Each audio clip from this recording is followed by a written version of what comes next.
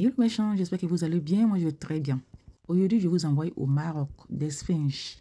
C'est un peu comme Guédéba, mais en plus léger et bien aéré. La recette m'a été remise par un voisin marocain. J'ai juste utilisé la moitié de la recette initiale.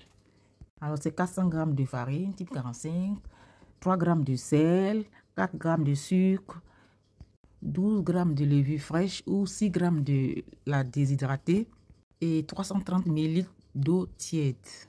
Commencez par diluer le sucre et le sel dans l'eau tiède, bien remuer. Et dans la farine, vous mettez la levure. Ensuite, vous ajoutez l'eau. Vous mélangez bien.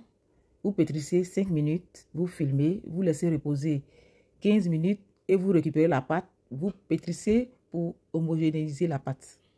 C'est très important. Vous laissez 15 minutes et vous récupérez la pâte pour repétrir, pour homogénéiser. Pour pétrir, vous avez vu que j'essaie de tremper ma main dans de l'huile. Je badigeonne un peu d'huile même dans ma paume.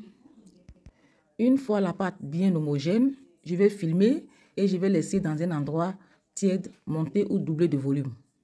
1 heure après, je récupère la pâte. Bien avant, je vais huiler un plat et je vais commencer à dégazer la pâte. Normalement, vous allez obtenir cette texture, une pâte bien élastique. Vous découpez en plusieurs pâtons, ça dépendra de vous. Initialement, ce sont de gros beignets. Et donc, ma pâte, j'ai divisé en 4 pâtons. Donc, les 4 pâtons, j'ai travaillé, j'ai boulé et j'ai disposé dans le plat bien huilé. J'ai façonné d'abord mes pâtons, j'ai fait un trou et j'ai redisposé dans le plat huilé. Vous pouvez frire sans faire les trous au milieu. Comme expliqué, j'ai mis 2 poêles au feu. Une poêle dans laquelle j'ai mis beaucoup d'huile et une autre poêle où j'ai mis moins d'huile.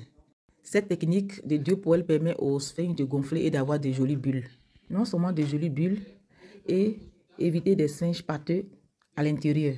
Avec cette technique, les sphinx sont légers et n'absorbent pas d'huile. Donc vous voyez d'une poêle à l'autre poêle. Et arroser d'huile de la friture, continuez à arroser d'huile de la friture pour obtenir aussi de jolies bulles. Voilà, répétez cette scène jusqu'à épuisement de tous vos pâtons. C'était juste des petites astuces pour réussir vos sphinx. En tout cas, moi j'adore cette technique. Et les beignets sont trop légers. Après cuisson, certains garnissent avec du sucre sémoule. Moi je préfère nature et c'est très agréable en bouche. J'espère que vous avez aimé ma recette. Likez, partagez et je vous dis à très bientôt pour encore d'autres recettes, d'autres découvertes. Au revoir.